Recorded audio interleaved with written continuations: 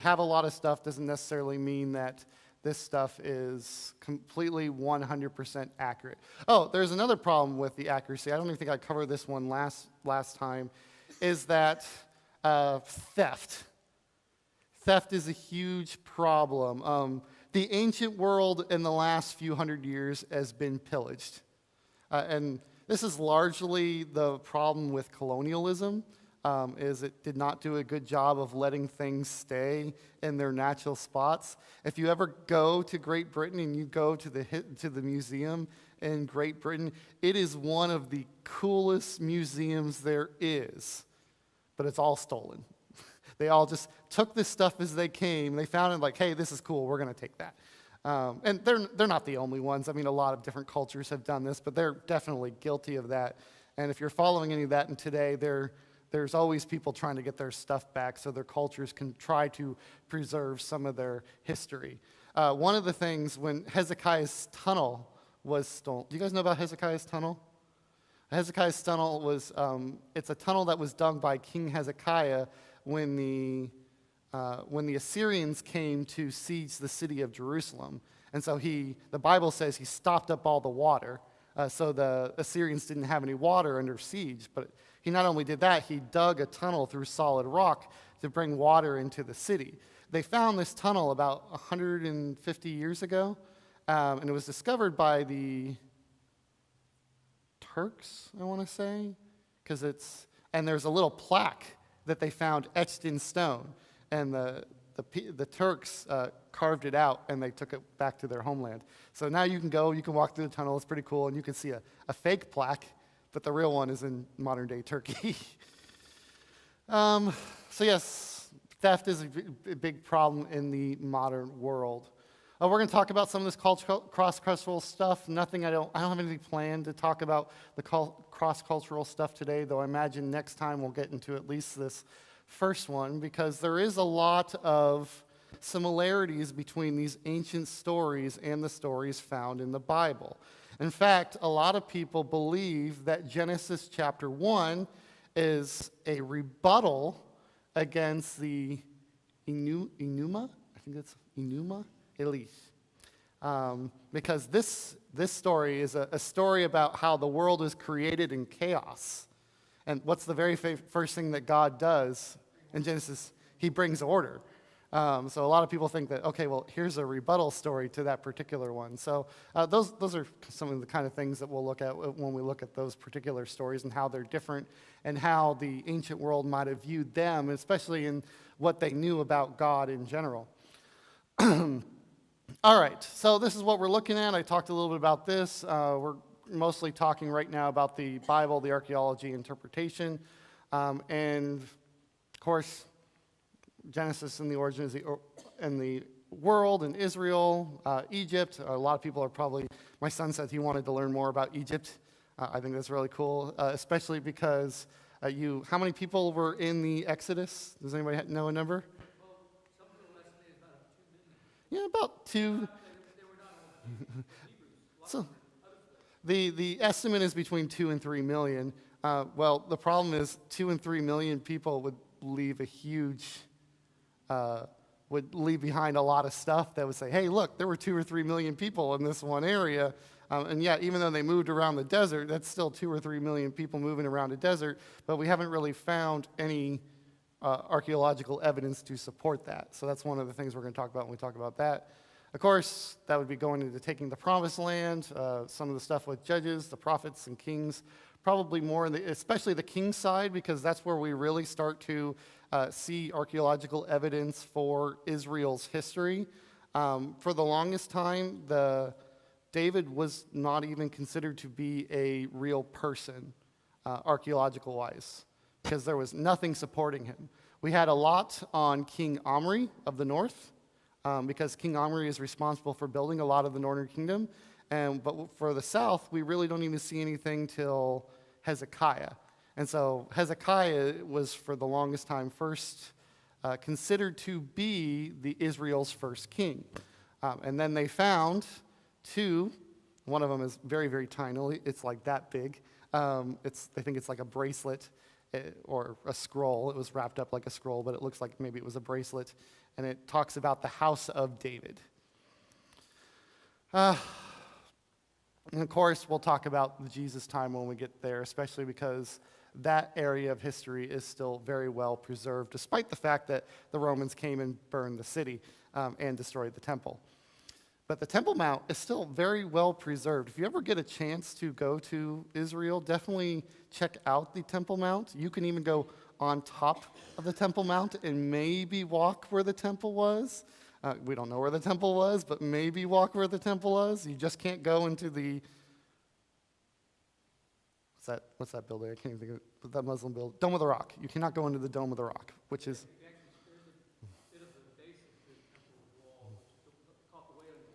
Oh, no, well, that's the Temple Mount.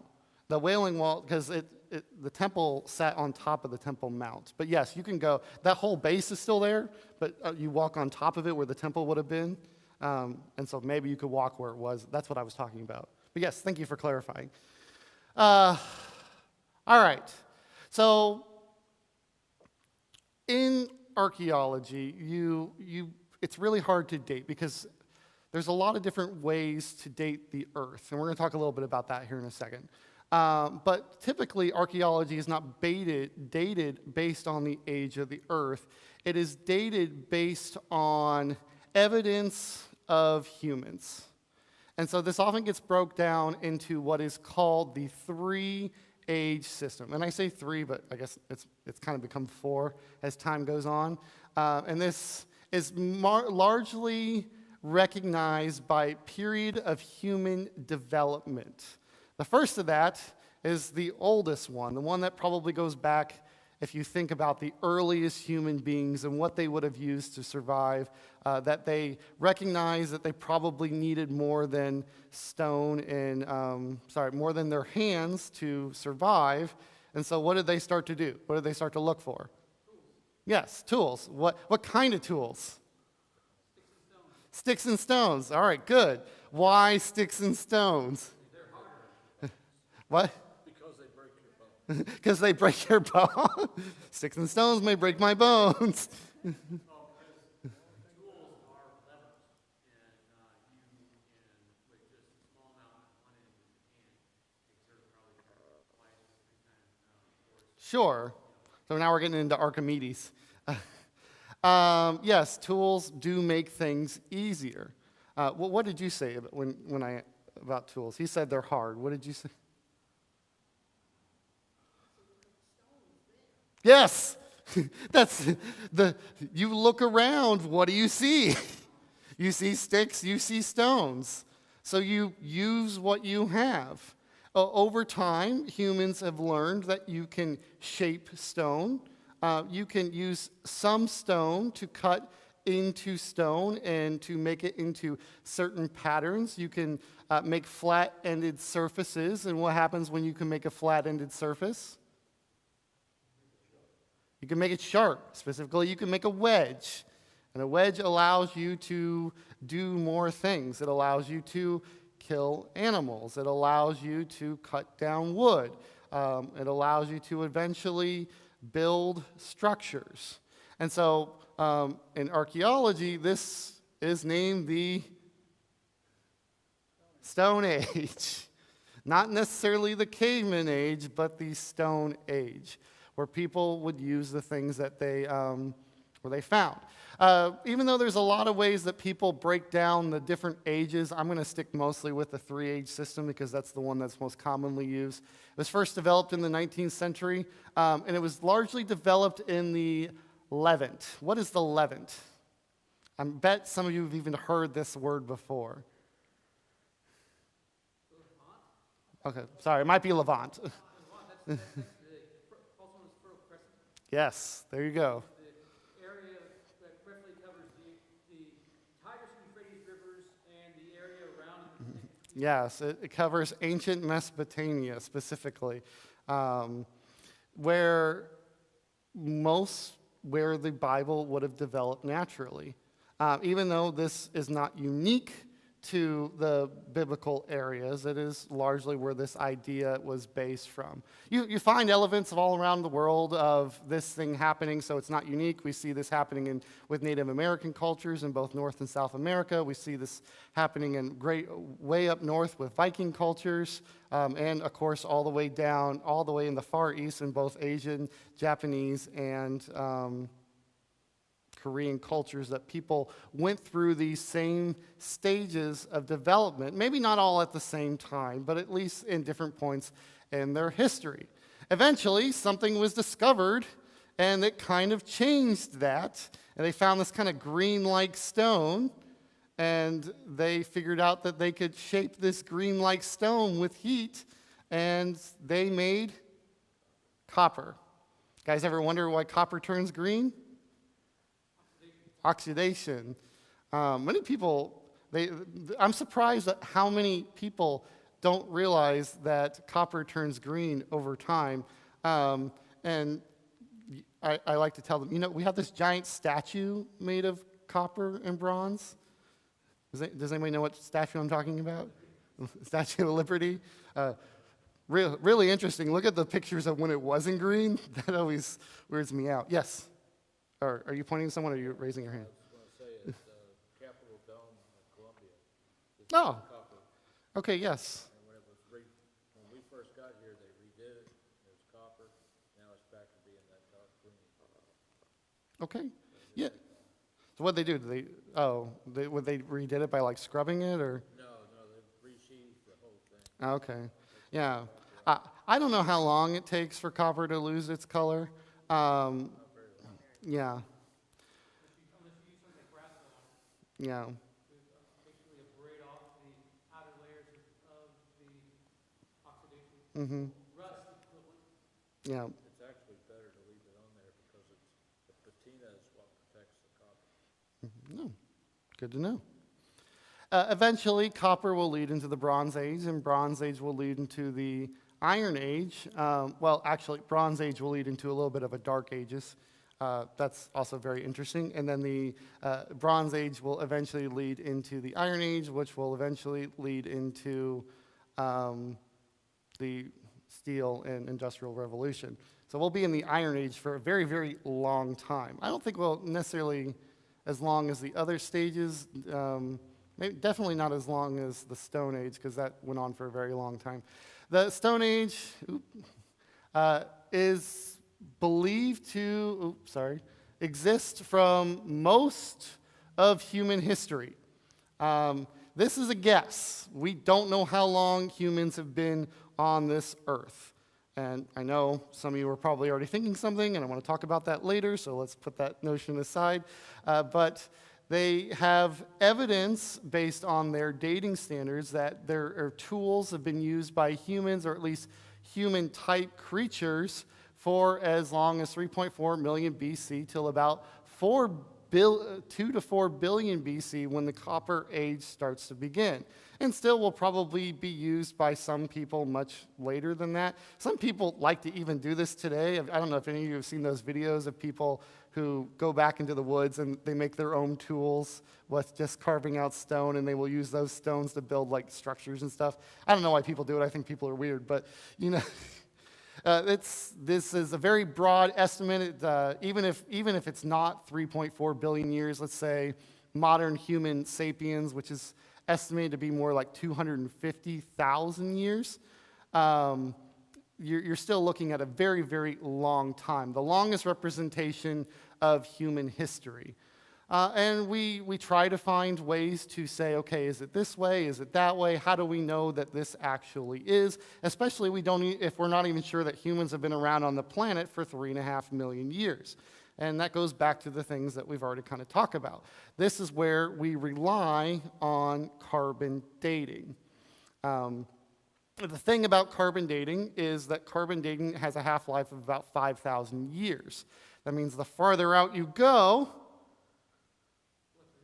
less accurate it is. There's also another factor that environmental conditions will greatly influence the Yes. decay rate, because if it's in the ground, it's one rate. If it's out in the open, it's another. And it also, the temperature, climates, all those things can factor into it too. Yes? There is a new way of testing, and that to take the dirt underneath whatever it is that you're digging, and to test the dirt and see how many isotopes are left in the dirt. Mm-hmm. And they found out that that's more accurate Yeah.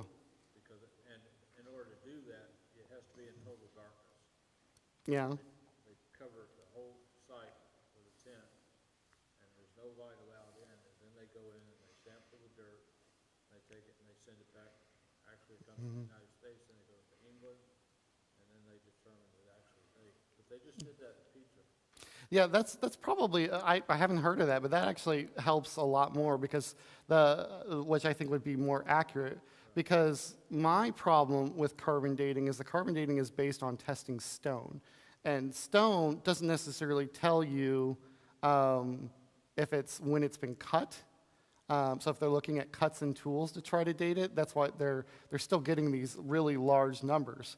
Rocks have been on this earth for for millions of years. And if you even take a normal stone you find in your backyard and you try to carbon date it, you'll probably get like a few million years on the age. And so it's really, really hard to judge the time frame of this system. We do have a very good idea when it ends. And one of the great things there's two things that contribute mostly to its end. The first one we've already talked about is bronze. And the second one is irrigation. Irrigation changed the way that people live. Because prior to irrigation, most people, if they lived nomadically. They would travel in small packs, probably no more than 20 to 50. And they would move from one place to the other, basically looking for two things. Food and water.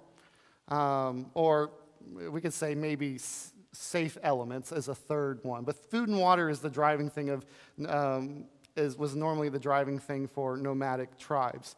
Now, once irrigation was discovered, they found that large groups of people can live in one place because the land could support large groups of people in one place by providing them the two things they needed, food and water. And it was so simple, all someone had to do was figure out you dig a hole or you dig a tunnel from the river to your crops. You don't have to keep transporting water back and forth, which is why you see all the early settlements around rivers.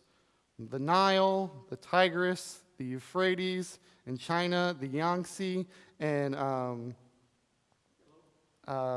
in South America, the Amazon. What did you say? Oh, yeah. Yes, the Yellow River also in China.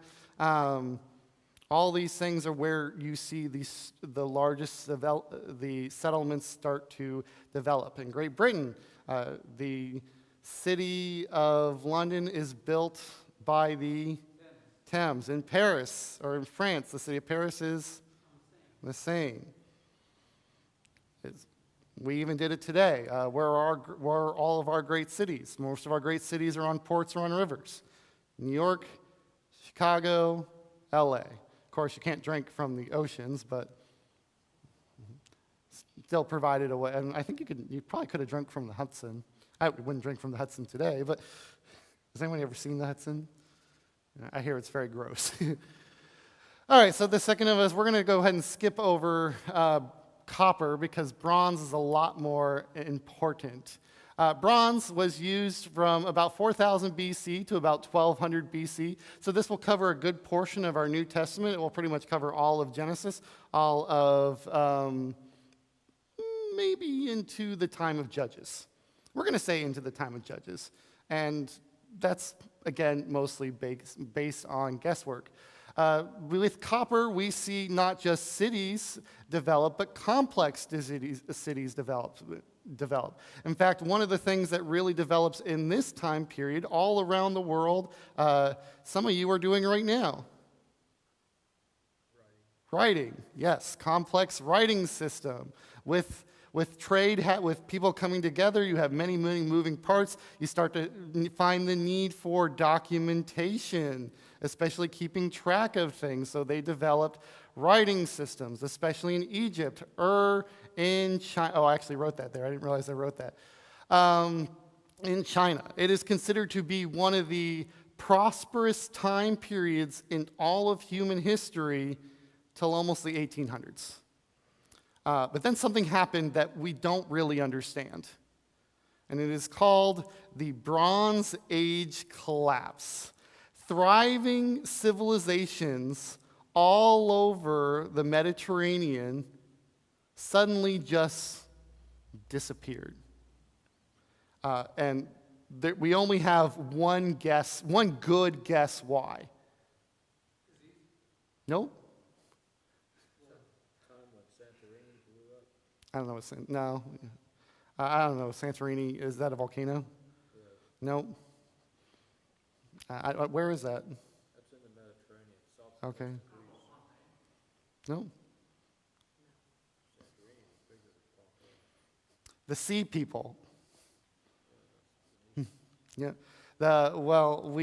That's what a lot of the ancient world called this group of people, the sea people. They came in, they raided the coast, and then they stole what they needed, and then they left. They collapsed civilizations. Almost all around the Mediterranean. There was only one great culture ever to escape the sea people, and even they were devastated so much that a lot of people think that it led to the rise of David and Solomon.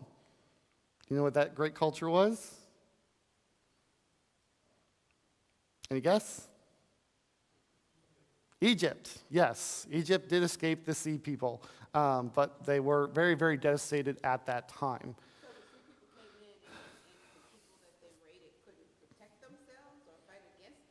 It's just, I don't know. Like I said, this is one of the biggest mysteries of our history as what happened to the Bronze Age collapse. Now, a lot of people think that this was because of things like the volcano you mentioned, and droughts and disease and a lot of other things coming together. You basically had a group of maybe nomadic migrants, and I don't want to use the word migrants because that might have some negative connotation now, just nomadic people who were just desperate to survive, and so they banded together and did what they had to do. The only thing that's more interesting, to me, the only thing that's more interesting than these particular people is they just kind of came and then suddenly disappeared. Well, wasn't that the Minoans? Because the Minoans was There's a lot of guesses. A lot of people think it was the Philistines.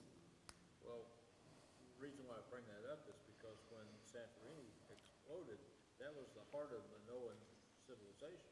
Yeah, there was probably Minoans in the. They were knocking off civilizations around the Mediterranean, and they suddenly disappeared. That would give the reason why they disappeared. Yeah, like I said, there's a lot of things that. The whole island disappeared. All that's left is a small ring, what we call an atoll. But that's all that's left. This huge island.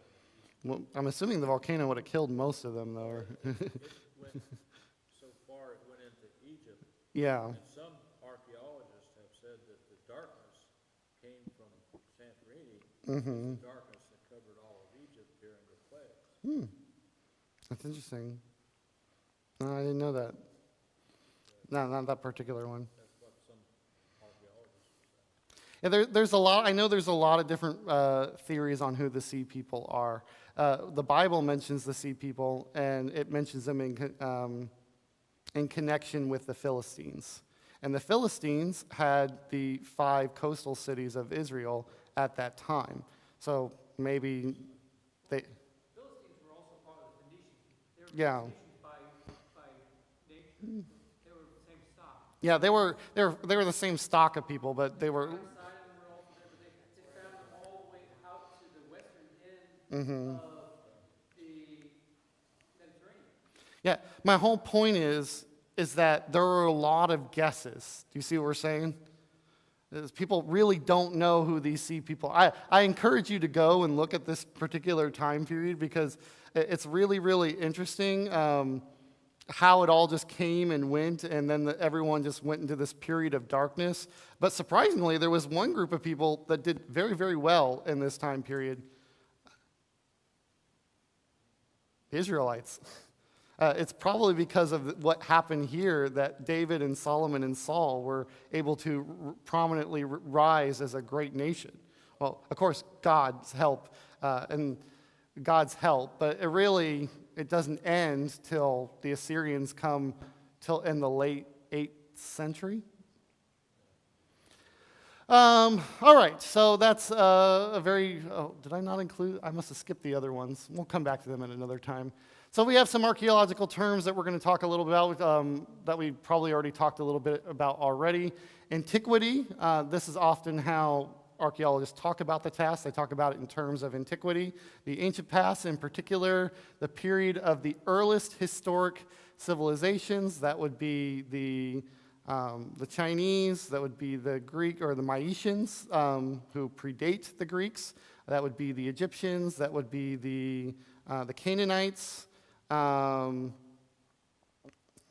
probably some other groups in there I'm missing. Artifact or artifact, depending on your particular spelling of it, both of them are acceptable. I guess it's kind of one of those things, maybe like color and color with a U. Does anybody spell color with a U? No? Okay, I know some people do. Just basic, huh? Yeah, it's still acceptable in American English, but it's either both are acceptable. So if you see one and not the other, I want you to know it's okay. Basically, things that you would find in the dirt, backfill to refill a dig after work is complete to maybe protect it, what might later be underneath, so it's not disturbed by any digging around any unfinished digging. Carbon dating, or more specifically, is called C14. That refers to the specific isotope of carbon. A dig, when people go and they play in the dirt, like in the sandbox, you guys ever play in this? Remember when we were kids, we had all those cool sand toys like sifters and spades. I wonder if that stuff kind of came out of the idea of archaeology. Excavation, the process and recording archaeological remains. Pottery is very, very big. Like I said, you'll see pottery everywhere. I like to think of pottery as easy to make, easy to break. And you don't let the little kids play with the pottery unless you don't care about the pottery. Potsherd is pottery but in broken fragments. Sieving, what's sifting, sieving, or when you move through dirt. This one, actually, I left one out. Did I leave it out? Okay, I did leave one out. A strata. Strata is layers of dirt. And that's going to be a little important because of the word tell. Now, this is one of the neat things that they realized about 100 years ago. Maybe like 200 years ago. Let's say you're in the Middle East. All right, picture it. It's hot. It's very hot. Somebody ever been to the Middle East before? A few of you. It's hot, it's dry, and you're just walking, and you see this hill. There's no other hills around it, but there's a hill. And you just keep walking, and you get closer, and it's a hill, but it's not like a really big hill. It just looks like a hill of dirt. Well, what are you going to think about that? Are you going to think anything at all, or you think you'll just walk right on by it? Yeah, and so somebody at some point in history why is there this hill in the middle of nowhere? And so they went and they discovered that this hill wasn't a hill at all. It was an ancient city. Build on the stuff below. Yes. It's crushed because of storms and such. You use the old houses as the foundation. You build on top. And so they gave this hill a name, and they call it a tell. Sometimes it's called a TEL, sometimes it's called a TELL. Normally, so when we talk about a tell, because we're going to talk about one here in a little bit, maybe if we get to it today, it's going to be given its tell name, not its actual city name. When it has its tell name and not the city name, it is referring to the archaeological site of the ancient city. A lot of cities in the Bible have an ancient site and a modern day site. I didn't realize this till I went to Corinth. When I went to Corinth for the very first time, we're looking through ancient Corinth. And then our teacher goes, oh, and that's modern day Corinth over there. And it's like we're sitting here, we're looking at all these ruins, and like about half a mile away, you could see this bustling city. And they're like, oh, that's modern Corinth. I'm like, they're not in the same spot? I thought they would be in the same spot. It's just called Corinth. Yeah. But so a lot of people, they don't refer to that to avoid confusion. They'll be like tell and whatever the tell is. Okay, so that's basically in terms of archaeology. So now yes, go ahead. That was actually an Arabic name, No. Arabic word that they used. And that's what it was originally used in areas that were conquered by the Arabs after the time of Christ. And that's where the word came from. But it had origins back in time. Mm-hmm. Back closer to the time of Abraham. Yeah, I'm not really surprised by that. You see that a lot. If you look at pictures of archaeological sites, and maybe I will give them to you in the future, I haven't decided how much handouts I'm going to do, you will often see what looks like a giant line which looks like it's made of caulk. And I point this out because a lot of people, when they look at archaeology, they're like, oh, well, look at this. Look at how well this is preserved today. Well, if you see that giant line made of caulk, that means everything above that has been rebuilt to what they think the building was look like. And everything below that is the original structure. This is called a reconstruction line. And at some point, I'll show a picture of one up here. I don't have any planned for that right now, but just something I think you might want to know about. All right, so the Bible. The Bible is a book that's been around for a few thousand years, and a lot of what we talk about, especially in the terms of contextualism, comes from the Bible itself. We as students, as disciples of the Bible, always better want to understand what it means and what it is trying to teach us, especially in matters of faith. For part of that, in terms of what we're talking about in this class, I think it's very, very important that you understand what the Bible is in its construction. This is a 1,000-year process. In fact, it's probably closer to a 2,000-year process.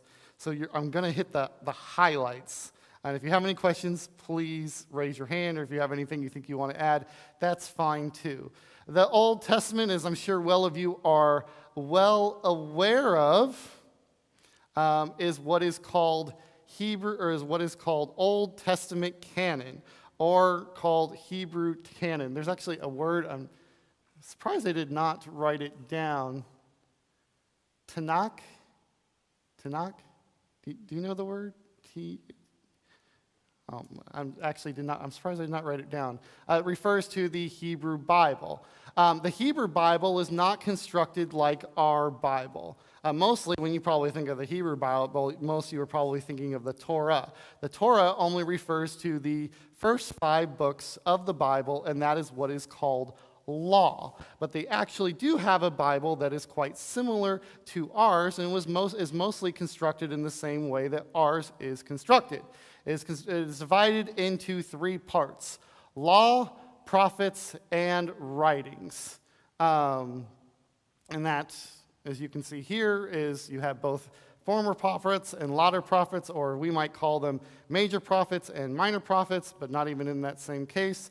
You have historical books in the writings, you have poetry books in the writings, and of course you have the what they call the megaloth, which kind of is a catch-all term for almost everything else. A little bit of poetry, a little bit of wise sayings, and I guess a little bit of history. You see the difference between the Hebrew canon versus what is now known as the traditional canon, which in our case, the Bible that we use today, which is the Old Testament and the New Testament divided into 39 books and 27 books for a total of 66 books. Our books are also divided in sections, much like the Hebrew canon is divided into sections, and they are found in pretty much very, very similar sections, especially in the Old Testament, because there is no New Testament in the Hebrew canon. That would be really weird if you were a Jew to start following Christian writings. But you see, of course, like the Torah, we also have the first 5 books of the Bible, but we do not call them law. We call them, no, the first 5 books. No, sorry. We call it the Pentateuch, which comes from the Greek Septuagint. Yes. And then you have the history, which is according to the history much like that they have, but also our history is much longer. Joshua, Judges, Ruth, 1st and 2nd Samuel, 1st and 2nd Kings, 1st and 2nd Chronicles, Ezra, Nehemiah, and Esther. Poetry or poetry writings, depending on who you're talking to. Job, Psalms, Proverb, Ecclesiastes, Song of Solomon, and major and minor prophets. What separates us from the Hebrew canon is not so much our differences in the Old Testament, but the inclusion of a second set of canon separated by a very defining moment in history.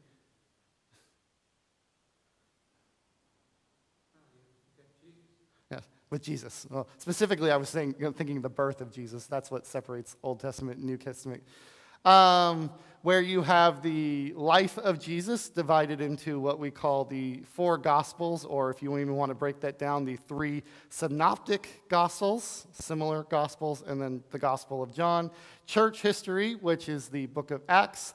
The 9 letters of Paul, Romans, 1st and 2nd Corinthians, Galatians, Ephesians, Philippians, Colossians, 1st and 2nd Thessalonians, Paul's individual letters, 1st and 2nd Timothy, Titus and Philemon, and then, of course, the other letters written by the rest of the the rest of the apostles, Hebrews, James, 1st and 2nd Peter, 1st, 2nd, 3rd John, Jude, and Revelation. That's another thing that's hard to say without trying to sing the song. That's twice that's happened to me today. So how did we get to this canon today? The simple answer, if you ask someone like, well, how do you know your Bible is what it's supposed to be? What would you say if someone asked you that question?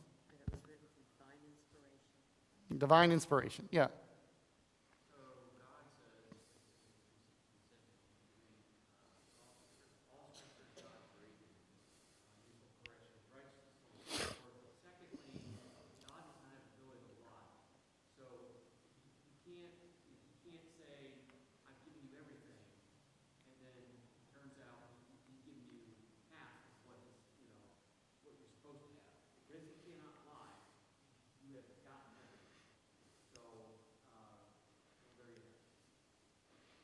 Okay. And for a lot of people, that's a good enough answer. I am okay with that answer. There's a lot of different writings in the time period. There's a lot of writings that we accept as true, but we don't accept as canon. So a while ago, they got together, a group of men got together and said, we want to figure out what we can decide as canon. And so they created criteria for canon. It's a little bit harder with the Old Testament, and I'm going to tell you why here in a second. As it's really hard to, unlike the New Testament, it's really hard to establish authority in canon. Because it's much older, and some of the people that we attribute to writing those books, we have no proof that they wrote those books. So if I were to ask you who wrote the Torah, you would probably tell me Moses. Yeah, but he's dead at the end of it. How does Moses record his own death? Maybe Joshua records it. Okay, well then why can't Joshua be the author of the book? He's there. He could have got the stories from Moses. So it's just the simple answer is we don't know. But we do say, okay, there's probably some prophetic authorship. Was the book written by a recognized prophet or someone with divine inspiration? This gets a little bit more easier when we start talking about Jeremiah.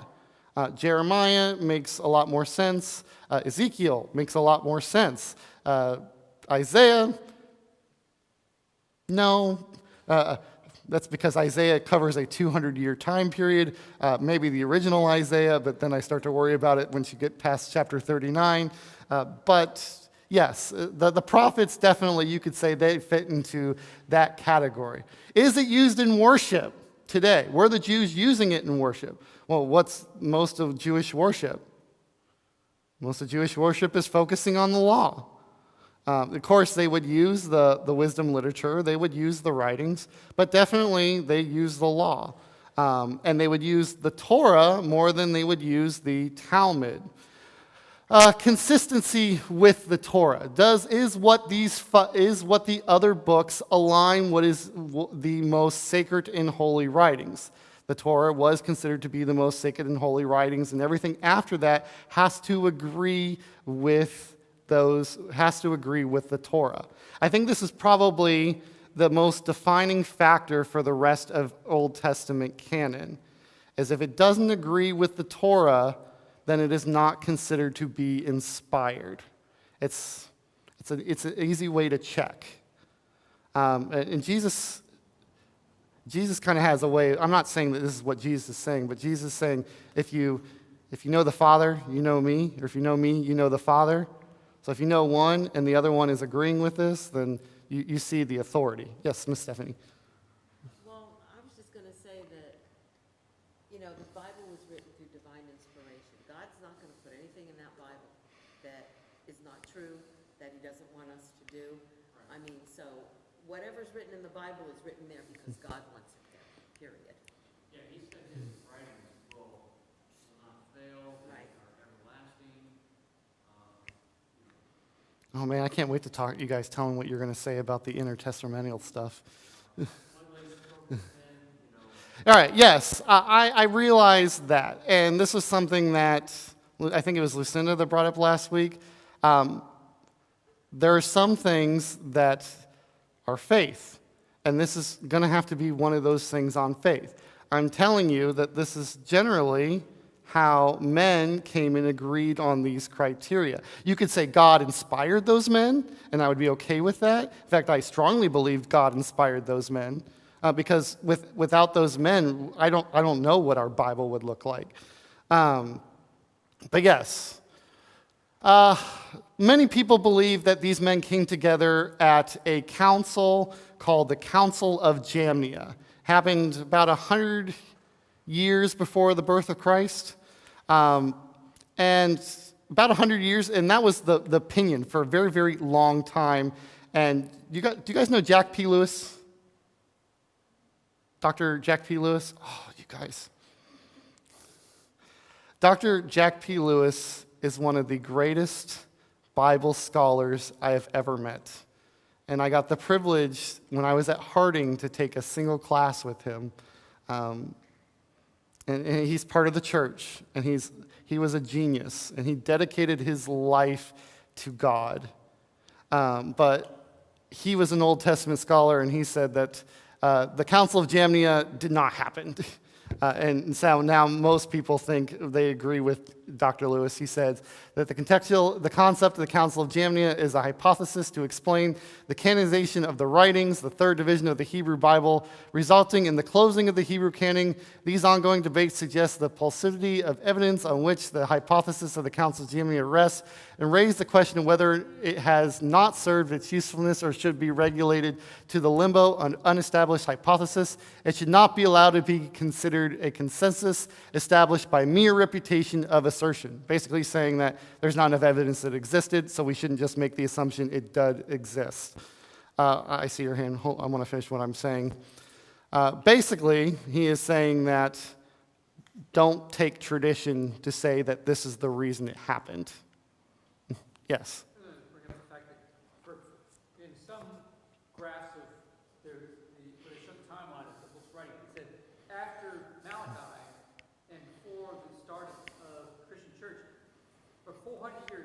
was silent. There is no, the Hebrews had no record of any prophet coming up, speaking the word of God until John the Baptist comes on the scene. Everybody in between period. The Jews recognized that there was no prophet that was accepted as a prophet during that period. And that's also the period when they talk about the Maccabees and such. In fact, if you look at the Maccabees, it says that the writer says, this is not an inspired work. Comes right out and says it. This is not inspired. And that's a lot of those are from that time period. So, yeah, you're jumping ahead of me. Yes.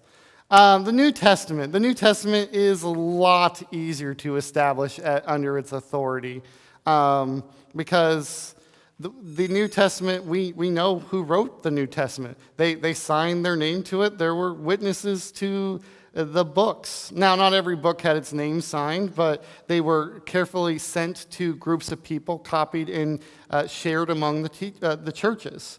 Their names do not show up in a vacuum. They show up based on carefully passing down one word to the other. And the number one way that canon is decided in the New Testament is the number one way it should be decided in the New Testament, which is what I learned in grad school. Always use the primary source. And who are the primary sources? The eyewitnesses. The people that were there with Jesus. And so when canon was decided for the New Testament, they believed every single book was written by an apostle. And for the most part, or at least written with the assistance of the apostle. Mark, his assistant being Peter, Luke, his assistant being the witnesses, and of course, being a companion of Paul. Hebrews is a little bit different because we don't know who wrote Hebrews. I think Paul wrote Hebrews, but that's just me. Well, Christ has already said that in the Bible that his teaching and men teaching, he will make a fool of men because of men's teaching. The Bible is the truth. Mm-hmm. Men can come up and what we're talking about now and come up and say all of this. But Christ said, he asked us, who do you say I am? What do you believe in? Who do you believe in? Do you believe that what we are talking about and what we have and what we're teaching, is this the truth? Yeah. Or should we? Well, that's why apostolic authority is really important. Is because anybody can say that they came from God. I could say I came from God. But we know they were with him. And so the fact this is expert testimony. I know you have a question or you want to make a statement? Because I want to get through this part. Yeah. Then, of course, we see some of the other things, like did the books align with the established faith in the teaching of Jesus? That's where a lot of books get kicked out of canon, is they don't agree with the other ones, especially in things that matter, or they'll say some really weird things. Yeah, Gospel of Thomas is one of them. Was it accepted by the churches? Was the book regularly read in church worship services, inspired by the Holy Spirit? I guess I want to come to this one. I want to end here, and we'll talk more about this next time. This is the thing I wanted to print out for you, and I'm going to see if I can get this handout printed out for you because it's very hard to see here. But when the Bible was, by the 2nd century, so probably by 120, the early church leaders started already coming up with their own canon. In fact, we have some of their writings telling us what they were already using. I remember reading about one of them who said that his people used the 4 Gospels, the 10 letters of Paul, and John's Revelation. We don't know what the 10 letters of Paul were. We just know that he said he used the 10 letters of Paul. But, I think he said he used the 4 Gospels, Acts, the 10 letters of Paul, and John's Revelation. But it isn't until much later, till almost 100 years after that, that people actually start to say, okay, we need to come together and figure out what is inspired and what's not inspired. For example, around 300 and 400 BC, when the canon was finally complete, one of the things that they completely rejected in canon is a book called the Didache. And I encourage you, if you want a little bit of homework that's not very hard, to go online and find the Didache. It's not very hard to read. It's actually very simple. I had to translate it as a fourth year Greek student. And the Didache just means the 12, or the teachings of the 12. That could have been written by an apostle. One is we don't know who wrote it. Two, the reason it's not part of canon or was eventually rejected as canon was the most common way we can find it was not showing up until the 2nd century, which probably means that even though they were teachings by the early church and maybe the early church apostles, they themselves didn't necessarily write this book, and so it was rejected as canon. But I don't think there's a single thing in there that is against the church. I remember, I think the Lord's Supper is backwards. You take the drink first, and then you eat the bread. But I think that's the only strange thing in there. A lot of it is just like, be nice to your neighbor kind of stuff. So go check it out. It'll probably take you about an hour or two to read. It's not very long. And some of those chapters are short. Do you have any questions on anything we talked about today? Great. Are you? I just have a question. It's got nothing to do with this, but in the Catholic Bible, they have all these books that they've added to them. Are any of them legitimate? We'll cover that next time. I mean, some of them are, and especially when you start looking at 1st and 2nd Maccabees. But when you start to go a little bit later than that, like the 3rd and 4th Maccabees, like they're considered pseudepigrapha, where the first two are considered acceptable teachings.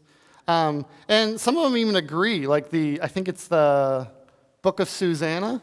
I've read the Book of Susanna. It takes place in the time period of Daniel, I think. If that's the one I'm thinking of. Maybe I'm thinking of Tobit or Judith. One of those. I read one of those three, and it takes place in the period of time, Daniel, and it doesn't disagree with anything in the Daniel story. So you could say, okay, well, it's not heretical. There's nothing against there's nothing outrageous. It's not claiming anything outrageous. It's just Daniel being a straight up good guy like he is in the rest of the book of Daniel, protecting a woman. So why isn't that canon? Well, some people think it should be. Yes? So it's interesting in John 20, verses 30, it says, just focus on the end of the verse. Jesus did many other miraculous signs in the presence of his disciples, which are not recorded in this book. But these are written that you may believe that Jesus is the Christ, Son of God, and that by believing you may have life in his name. Just this passage or the book of John alone is enough to understand Christ and believe and obey the gospel. Well, John believed it. Well, yeah, that's what he's saying. Many other things. Now, God has a profound effect on people, so it is quite possible outside of the apostles and into the crowds who saw these miraculous signs taking place, that they too had a domino effect and wrote down some things or talked to somebody who did eventually write down some things. Yeah. And we're just now getting the backflow of all these different Sure. writings. It sounded like, to your point, now they're deciding what is canon and what is not. Yeah, the Gospels are very good at doing one thing. And it's the one thing that the whole reason they're there in the first place. The Gospels are very good at helping getting people to Christ. All right? But as the early church found out very, very quickly, what do I do next?